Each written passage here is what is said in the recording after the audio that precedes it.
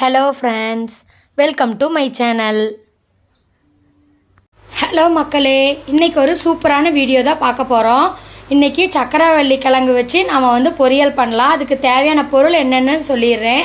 சக்கரவள்ளி கிழங்கு 2 எடுத்திருக்கேன். அதை நல்லா வாஷ் பண்ணிவிட்டு இந்த மாதிரி ரவுண்டாக கட் பண்ணி தண்ணியில் போட்டுக்கோங்க.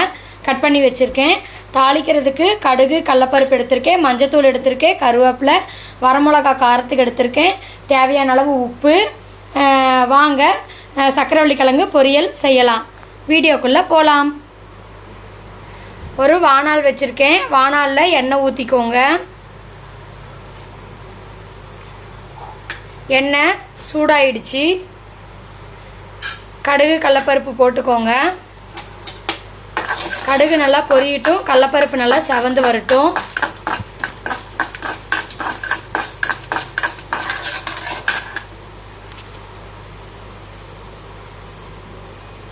கருவேப்பிலை போட்டுக்கலாம்.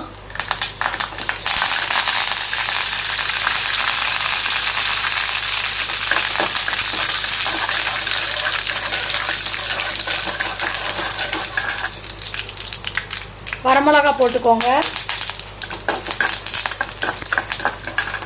கடலப்பருப்பு நல்லா செவந்துருச்சு. இப்போ நம்ம கட் பண்ணி வச்ச சக்கரவள்ளி கிழங்க போட்டுக்கோங்க.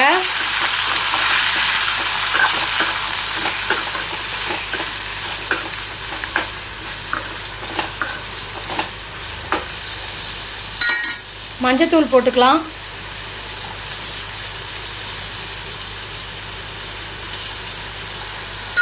நல்லா மிக்ஸ் பண்ணி விடுங்க.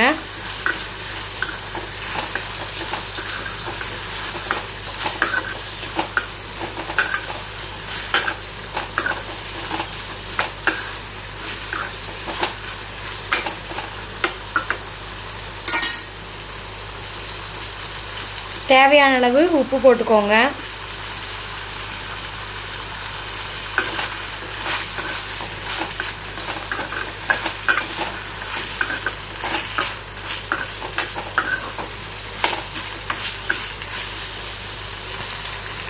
வேக வைக்கிறதுக்காக கொஞ்சமாக நம்ம தண்ணி ஊற்றிக்கலாம்.